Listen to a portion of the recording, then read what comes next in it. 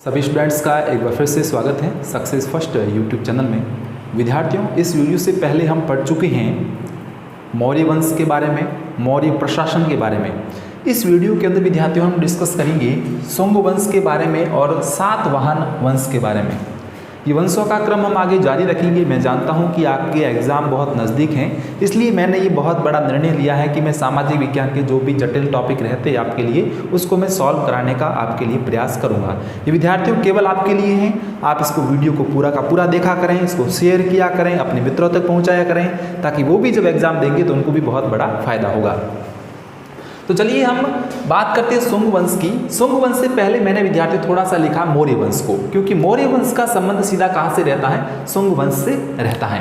बात करें हम मौर्य वंश की विद्यार्थियों, तो मैं पहले आपको समझा चुका हूँ कि मौर्य वंश का जो संस्थापक था वो था विद्यार्थियों चंद्रगुप्त मौर्य। कौन था विद्यार्थियों? चंद्रगुप्त मौर्य था।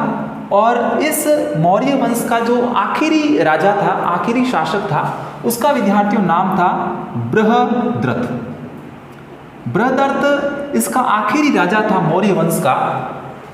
और इस राजा के शासनकाल के अंदर एक ब्राह्मण मंत्री हुआ करता था। एक ब्राह्मण मंत्री विद्यार्थियों, एक ब्राह्मण मंत्री था, और उस ब्राह्मण मंत्री का नाम था विद्यार्थियों पुष्यमित्र शुंग। तो यहाँ पे हम इस ब्राह्मण मंत्री का नाम लिखते हैं पुष्यमित्र। ब्राह्मण मंत्री पुष्यमित्र शुंग ने राजा बृहद्रथ की हत्या की और खुद राजगद्दी पर बैठ गया। इस प्रकार से शुंग वंश की स्थापना हो जाती है 185 ईसा पूर्व में। तो शुंग वंश की स्थापना पुष्यमित्र शुंग ने की थी 185 ईसा पूर्व में।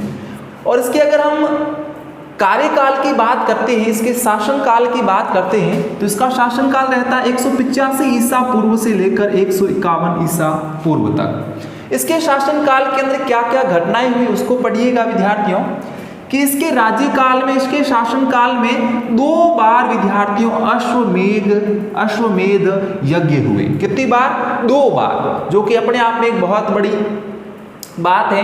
बात करें हम उस अश्वमेध यज्ञ की पुरोहित की, जो वो यज्ञ करवाता था, क्योंकि यज्ञ कौन कराता है विद्यार्थियों? यज्ञ पुरोहित कराते हैं। तो ये जो यज्ञ करवाए थे वो विद्यार्थियों किसने कराए थे? प्रसिद्ध संस्कृत वैयाकरण पतंजलि ने करवाए थे। बात करें हम इस आगे कि पुष्यमित्र शुंग के बाद कौन कौन से राजा हुए शुंग वंश के अंदर, तो उसके अंतर्गत अग्निमित्र आया, उसके बाद ज्येष्ठ मित्र आया, भद्रक आया, भागवत आया, और देवभूति आया। देवभूति पर शुंग वंश की क्या हो गई? समाप्ति हो गई। शुंग वंश देवभूति पर खत्म हो गया, क्योंकि देवभूति को वासुदेव ने सिंहासन से उतार दिया। ये देवभूति इतना शक्तिशाली, इतना प्रबल, इतना सशक्त विद्यार्थियों नहीं था, सशक्त नहीं था, जिसके कारण वासुदेव ने क्या किया? इसको राजगद्दी से हटा दिया और स्वयं 73 ईसा पूर्व सिंहासन पर बैठ गया। सिंहासन पर विद्यार्थियों बैठ गया कौन? वासुदेव। अगर यहाँ पे हम वासुदेव की बात करते हैं तो इसका कोई भी वंश इतना प्रभावशाली नहीं रहा जिसे कि हम इतिहास में पढ़ पाते। लेकिन हम बात करें शुंग वंश के बाद प्रभावशाली वंश की, तो वो था विद्यार्थियों सातवाहन वंश। ये अपने आप में एक प्रभावशाली वंश था। इसने अपने बहुत सारे प्रभाव इतिहास के पन्नों पे छोड़े, जैसे हम आज अध्ययन कर रहे हैं, पढ़ रहे हैं। बात करें हम सातवाहन वंश की, तो सातवाहन वंश की जो विद्यार्थियों नींव रखी गई थी वो रखी गई थी आंध्र में। अब आप कहोगे कि सर ये आंध्र कहाँ पड़ता है? तो गोदावरी व कृष्णा नदी घाटी वाला जो विद्यार्थियों भाग रहता है वो रहता है आंध्र। तो आंध्र भाग का मतलब हुआ गोदावरी व कृष्णा नदी घाटी वाला भाग। तो आंध्र में सातवाहन वंश की नींव रखी। किसने रखी? सिमुक ने रखी। विद्यार्थियों इसका नाम याद रखें, सा से सातवाहन, स से सिमुक। तो तो सातवाहन वंश की स्थापना किसने कर दी? सिमुक ने कर दी। कब करी? 60 ईसा पूर्व करी। इस सिमुक का कार्यकाल कितना था? 60 ईसा पूर्व से 37 ईसा पूर्व तक क्या था इसका विद्यार्थियों? कार्यकाल था सिमुक का, जिसने सातवाहन वंश की स्थापना करी थी। इसके बाद बात करते हैं सिमुक के बाद में। तो सिमुक के बाद में जो इस वंश का प्रभावशाली शासक था वो था विद्यार्थियों शातकर्णी प्रथम। शातकर्णी प्रथम शक्ति का, सत्ता का विस्तार करने वाला एक महत्वपूर्ण राजा था सातवाहन वंश का। इसने शक्ति का विस्तार किया, सत्ता का विस्तार किया। अपने कार्यकाल में उसने अश्वमेध यज्ञ करवाए और दक्षिण भारत पर आधिपत्य स्थापित किया। तो ये अपने आप में बहुत बड़ी बात है। शक्ति अपने आप में बड़ी बात है, सत्ता अपने आप में एक बड़ी बात है, अश्वमेध यज्ञ भी अपने आप में एक बड़ी बात है, और दक्षिण भारत पर आधिपत्य स्थापित करना ये भी अपने आप में एक बड़ी बात है। यानी कि अगर हम बात करें सातकर्णी प्रथम की तो ये काफी प्रभावशाली व्यक्ति था, काफी प्रभावशाली शासक था सातवाहन वंश का। आगे हम बात करते हैं सातकर्णी प्रथम के बाद में तो बहुत सारे राजा आए, बहुत सारे शासक आए, लेकिन वो इतने प्रभावशाली नहीं थे कि वह कुछ छाप छोड़ते जिसे कि इतिहास में पढ़ा जाए। लेकिन यहाँ पर हम आगे बात करते हैं एक महत्वपूर्ण शासक जिसका नाम है गौतमीपुत्र, और गौतमीपुत्र ने पुनः सत्ता का विस्तार किया। जो सत्ता का विस्तार सातकर्णी प्रथम ने किया था उसी सत्ता का थोड़ा बहुत आगे विस्तार और किसने कर दिया? गौतमीपुत्र ने कर दिया। आगे हम बात करते हैं यज्ञश्री की, जो मुद्राएं चलाने के लिए प्रसिद्ध रहे। यज्ञश्री एक शासक थे सातवाहन वंश के जो मुद्राएं चलाने के लिए प्रसिद्ध थे, और जो उन्होंने मुद्राएं चलाई थी विद्यार्थियों, उन मुद्राओं पे उन्होंने किसको अंकित करवाया था? जलपोत को। जो मुद्राएं उन्होंने बनाई थी उस पे किसको अंकित करवाया था विद्यार्थियों? जलपोत को अंकित करवाया था।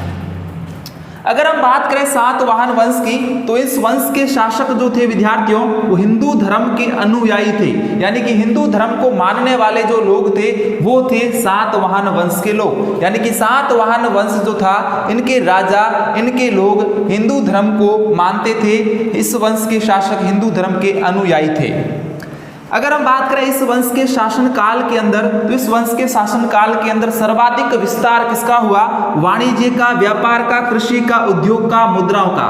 अगर मैं बात करूं वाणिज्य, व्यापार, कृषि, उद्योग, मुद्राओं के प्रचलन की, इनके विस्तार की, तो जब इनका बहुत ज्यादा विस्तार हो जाता है तो वह साम्राज्य इतना विकास करता है कि उसके सामने हर कोई टिक नहीं पाता है। अगर हम बात करें इस वाणिज्य, व्यापार, कृषि, उद्योग, मुद्राओं के प्रचलन की वर्तमान समय के अंदर, तो जो देश इस फील्ड के अंदर ज्यादा हैं, ज्यादा विकसित हैं, वही देश आज विकासशील या विकसित हैं। तो सीधी सी बात हम करते हैं कि जिन देशों के अंदर ये चीजें रहती हैं वही देश आगे बढ़ पाता है, वही साम्राज्य, वही वंश आगे बढ़ पाता है।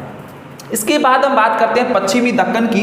तो पश्चिमी दक्कन के अंदर चैत्य व विहारों का निर्माण सबसे ज्यादा किसने करवाया? तो चैत्य व विहारों का निर्माण पश्चिमी दक्कन के अंदर सबसे ज्यादा करवाया था सातवाहन वंश ने। और हम बात करते हैं चैत्य की या विहारों की, तो इसका तात्पर्य क्या होता है विद्यार्थियों? यहाँ पे एक वर्ड आया है आपके लिए नया होगा, चैत्य। चैत्य का अर्थ होता है विद्यार्थियों बौद्ध व जैन मंदिर। बौद्ध व जैन मंदिर। तो आप कहोगे सर कि ये तो हिंदू धर्म के अनुयायी थे, फिर इन्होंने बौद्ध धर्म व जैन धर्म को क्यों मान्यताएं दी?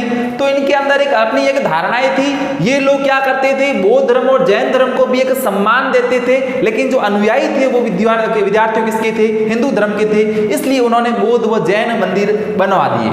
लेकिन यहाँ पर अगर हम चैत्य की अगर दूसरा अर्थ पढ़ें तो चैत्य का एक और अर्थ होता है चिता चिंतन, यानी कि मृत्यु से संबंधित जो है विद्यार्थियों चिता चिंतन भी इस चैत्य का अर्थ होता है। चैत्य यानी कि चिता चिंतन। लेकिन इस अध्याय के अंदर, इस टॉपिक के अंदर इस चैत्य का अर्थ है बौद्ध व जैन मंदिर। तो जैन मंदिर व चैत्य का निर्माण करवाने वाले सबसे प्रसिद्ध वंश या सबसे महत्वपूर्ण वंश कौन सा था? सातवाहन वंश था। सुप्रसिद्ध चैत्य किसने, कौन सा था? तो सुप्रसिद्ध चैत्य जो था वो कार्ले का चैत्य था, जो सबसे ज्यादा प्रसिद्ध रहा। अपनी ऊंचाई के कारण, अपनी चौड़ाई के कारण सबसे ज्यादा प्रसिद्ध रहा, क्योंकि उस समय में इतनी कलाकारी अपने आप में एक बहुत बड़ी बात होती थी। तो इस प्रकार से हमने विद्यार्थियों इस वीडियो के अंदर डिस्कस किया मौर्य वंश का कुछ भाग, उसके बाद हमने पढ़ा शुंग वंश को, उसके बाद हमने पढ़ा सातवाहन वंश को। आपको ये वीडियो पसंद आया है विद्यार्थियों तो आप इसको लाइक करें, शेयर करें, चैनल को सब्सक्राइब जरूर कर दें और पास की बेल आइकन की घंटी को प्रेस कर दें ताकि यहाँ से जो भी वीडियो अपलोड किया जाएगा उसकी नोटिफिकेशन सबसे पहले आपके फोन में आपके पास पहुंचेगी। आप एग्जाम की तैयारी करते रहें, बेहतर तरीके से करें, जितना प्रयास हो उतने पढ़ने का प्रयास करें, जितने घंटे ज्यादा पढ़ोगे उतने अच्छे अंक आएंगे। तो विद्यार्थी यहाँ से वीडियो तो अपलोड किए ही जा रहे हैं लेकिन घर पे भी आप प्रैक्टिस किया करें ताकि जो क्वेश्चंस हार्ड लगते हैं उसका आप अधिक से अधिक प्रैक्टिस करके उसको सॉल्व कर सकें, उसका आसानी से समाधान किया जा सके। अगर आपको किसी प्रकार की कोई दिक्कत, किसी प्रकार की कोई समस्या आ रही है तो आप कमेंट बॉक्स में जरूर लिखें ताकि हम वहां से आपकी समस्या का समाधान कर सकें। आप लगातार हमारे साथ जुड़े हुए हो इसलिए आप सभी विद्यार्थियों का बहुत बहुत धन्यवाद।